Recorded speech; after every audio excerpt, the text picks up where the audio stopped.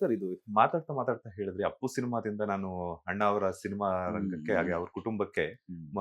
ಒಡನಾಟ ಶುರುವಾಯ್ತು ಅಂತ ಹೇಳ್ಬಿಟ್ಟು ಅಪ್ಪು ಸಿನಿಮಾ ಶಿವಣ್ಣ ಅವ್ರು ಮಾಡಿದಂಥದ್ದು ಅಥವಾ ಇಲ್ಲ ಅಪ್ಪು ಅವರು ಪುರಿ ಜಗನ್ನಾಥ್ ಸುಮ್ಮನೆ ಕತೆಗಳು ಹೇಳ್ತಾ ಇರ್ತಾರೆ. ಒಂದು ಹ್ಮ್. 4-5 ಕತೆ ಹೇಳಿದ್ರು. ಕತೆ ಆದಾಗ ಈ ಕತೆ ಹೇಳಿದ ತಕ್ಷಣ ಹೆಂಗಿದೆ ಶಿವಣ್ಣ ಅಂದಾಗ ಹ್ಮ್. ನನ್ನ ತಮ್ಮಂಗೆ ಚೆನ್ನಾಗಿರುತ್ತೆ ಸರ್ ಇದು ಅಂತ ಅವರು ಅದನ್ನ ಅಪ್ಪು ಅವ್ರಿಗೆ ಹೋಗಿ ಹೇಳೋದು, ಒಂದು ಕತೆ ಕೇಳಿದ್ದೀನಿ ತುಂಬ ಚೆನ್ನಾಗಿದೆ ನೋಡು ಅಂತ. ಲಾಂಚ್ ಮಾಡಬೇಕು ಅಂತಿದ್ರು ಅಪ್ಪು ಸರ್, ಇಂಡಸ್ಟ್ರಿಗೆ ಎಂಟ್ರಿ ಆಗ್ತಿದ್ರು ಆ ಟೈಮ್. ಹಂಗಾಗಿ ಆ ಸಿನಿಮಾ ಅಪ್ಪು ಸರ್ಗೆ ಶಿವಣ್ಣ ಅವ್ರ ಮುಖಾಂತರ ಹೋಯ್ತು. ಓಕೆ. ಅಲ್ಲಾಗಿ ಶಿವಣ್ಣ ನಾನು ಕೆಲಸ ಮಾಡ್ತಾ ಇರ್ಬೇಕಾದ್ರೆ ನಾನು ಆಲ್ರೆಡಿ ಶಿವಣ್ಣನ ಜೊತೆ 2 ಸಿನಿಮಾ ಮಾಡಿದ್ದೆ, AK-47 ಮತ್ತೆ ಬಾಹುಬಲಿ ಮಾಡಿದ್ದೆ. ಆಮೇಲೆ ಯುವರಾಜ ಮಾಡ್ತಾ ಇದ್ದೆ.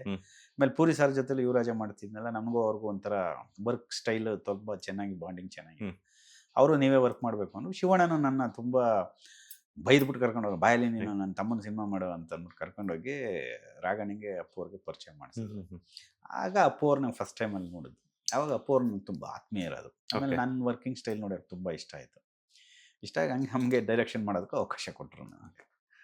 ಸಾಮಾನ್ಯವಾಗಿ ಒಬ್ಬ ನಟ ಸ್ಯಾಂಡಲ್ವುಡ್ಗೆ ಪಾದಾರ್ಪಣೆಯನ್ನ ಮಾಡ್ತಿದ್ದಾರೆ ಅಂತಂದ್ರೆ ಸಾಕಷ್ಟು ಎಕ್ಸ್ಪೆಕ್ಟೇಷನ್ ಇಟ್ಕೊಂಡು ಪಾದಾರ್ಪಣೆಯನ್ನ ಮಾಡ್ತಾರೆ. ಅಂಥದ್ರಲ್ಲಿ ಅಣ್ಣಾವ್ರ ಮಗ ಪರಿಪೂರ್ಣ ನಾಯಕನಾಗಿ 2002ರಲ್ಲಿ ಅಪ್ಪು ಸಿನಿಮಾದ ಮೂಲಕ ಸ್ಯಾಂಡಲ್ವುಡ್ಗೆ ಬೆಳ್ಳಿ ಪರದೆಯಲ್ಲಿ ಮಿಂಚೋದಕ್ಕೆ ಬರ್ತಿದ್ದಾರೆ ಅಂದ್ರೆ ಈಗಾಗಲೇ ಅವರು ಬಾಲನಟನಾಗಿ ಸಾಕಷ್ಟು ಸಿನಿಮಾಗಳನ್ನ ಹಾಗೆ ಸಾಕಷ್ಟು ಅವಾರ್ಡ್ಗಳನ್ನ ಪಡೆದಿರ್ತಾರೆ, ರಾಷ್ಟ್ರ ಪ್ರಶಸ್ತಿಗಳನ್ನು ಸಹ ಮುಡಿಗೇರಿಸ್ಕೊಂಡಿರ್ತಾರೆ. ಸೊ ಆ ಒಂದು ಟೈಮ್ ಹೆಂಗಿತ್ತು ಸರ್? ಬಿಕಾಸ್ ಯಾಕಂತಂದ್ರೆ ಅಣ್ಣ ಅವರ ಸಿನಿಮಾಗೆ ನಾನು ಒಬ್ಬ ಸಹಾಯಕ ನಿರ್ದೇಶಕನಾಗಿ ಕೆಲಸ ಮಾಡ್ತೀನಿ ಅಂತ ಅನ್ಕೊಂಡಿದ್ರ? ಹೆಂಗಿತ್ತು? ಯಾವ ತರ ಪೂರಿ ಜಗನ್ನಾಥ್ ಅವ್ರ ನಾನು ಯಾವತ್ತೂ ಅನ್ಕೊಂಡು ನಾನು ಡೈರೆಕ್ಟರ್ ಆಗ್ತೀನಿ ಅಂತನೂ ಅನ್ಕೊಂಡಿರ್ಲಿಲ್ಲ, ರಾಜ್ಕುಮಾರ್ ಅವ್ರು ನೋಡ್ತೀನಿ ಅಂತನೂ ಅನ್ಕೊಂಡಿರ್ಲಿಲ್ಲ, ಅವ್ರ ಫ್ಯಾಮಿಲಿ ಜೊತೆ ಇರ್ತೀನಿ ಅಂತನೂ ಅನ್ಕೊಂಡಿಲ್ಲ. ಅವೆಲ್ಲ ಏನ್ ಹೇಳ್ತಾರ ಸರ್, ಭಗವಂತನ ಪೂರ್ವ ನಿಯೋಜಿತ. ಅದಾಗಿದೆ ಅದಾಗ ಕೂಡ್ಕೊಂಡು ಎಲ್ಲ ಯಾರ ಮುಖಾಂತರ ಹೋಗಿ ಎಲ್ಲೋ ಹೋಗಿ ಹೆಂಗ್ ಸೇರ್ಕೊಂಡಿತ್ತು ಅಷ್ಟೇ. ತುಂಬಾ ಒಂಥರ ಖುಷಿ ನಮ್ಗೆ. ಏನಕ್ಕೆ ಅಂತಂದ್ರೆ ಸಿನಿಮಾ ಆಗೋದಕ್ಕೆ ನಾನು ಡೈರೆಕ್ಟರ್ ಆಗ್ತೀನಿ ಅಂತಾನೆ ಅನ್ಕೊಂಡಿರ್ಲಿಲ್ಲ, ನಾನು ಅವ್ರ ಕಂಪ್ನಿಗೆ ಹೋಗ್ತಾನೆ ಅಂತಾನೆ ಅನ್ಕೊಂಡಿರ್ಲಿಲ್ಲ.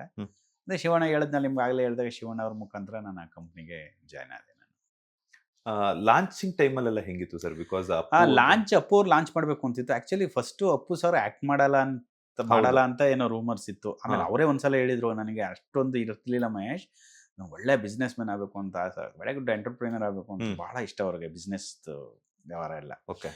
ಆಮೇಲೆ ಏನೋ ಹೇಳ್ಕೊಂಬಂದ್ಬಿಡ್ತು ಮಹೇಶ್, ನಾನು ಬೇಡ ಅಂತಿದ್ನಲ್ಲ ಅದೇ ನಾನು ಹೇಳ್ಕೊಂಬಂದ್ಬಿಡ್ತು. ಅಂದರೆ ಆಮೇಲೆ ನಮ್ಮ ಡೆಸ್ಟಿನೇಷನ್ ಏನಿದೆ ಅಂತ ಭಗವಂತ ಬರೆದ್ಬಿಟ್ಟಿರ್ತೀನಿ. ನಾವು ಏನಾಗಲ್ಲ ಅಂತಿದ್ದೀವಿ ನಮಗೆ ಗೊತ್ತಿಲ್ಲದೆ ಬೇರೆ ಕಡೆ ನಾವು ಹೋಗ್ತೀವಿ. ಅದು ಅವ್ರ ಹಣೆಯಲ್ಲಿ ಬರ್ದಿತ್ತು, ಒಬ್ಬ ಸ್ಟಾರ್ ಆಗಿ ಈ ಥರ ಎಂಟರ್ಟೈನ್ ಮಾಡ್ಬೇಕು ಜನಗಳನ್ನ ಅಂತ.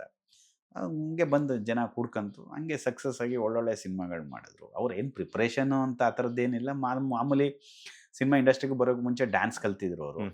ಆಮೇಲೆ ಅವರು ತುಂಬ ಹೆಲ್ತ್ ಸ್ವಲ್ಪ ಫಿಸಿಕಲಿ ಫಿಟ್ನೆಸ್ ಜಾಸ್ತಿ. ಅವರು ಕಳರಿ ಪಟ್ಟು ಅಂತ ಒಂದು ಫೈಟ್ ಕಲ್ತಿದ್ರು. ಅದು ತುಂಬಾ ಕಷ್ಟ ಅದು ಮಾಡೋದು, ಅದು ಪ್ರಾಕ್ಟೀಸ್ ಮಾಡೋದೇ ತುಂಬಾ ಕಷ್ಟ, ಬಹಳ ಪೇಷನ್ಸ್ ಬೇಕು ಅದನ್ನ ಮಾಡೋದಕ್ಕೆ. ಅದನ್ನ ಕಲ್ತಿದ್ರು. ಅದು ಸ್ವಲ್ಪ ಜಿಮ್ನಾಸ್ಟಿಕ್ ಸ್ಟೈಲಲ್ಲಿ ಇರುತ್ತೆ. ಅದು ಕಲ್ತ್ರೆ ಆಲ್ಮೋಸ್ಟ್ ಆಲ್ ಜಿಮ್ನಾಸ್ಟಿಕ್ ಥರನೇ ಇರುತ್ತೆ.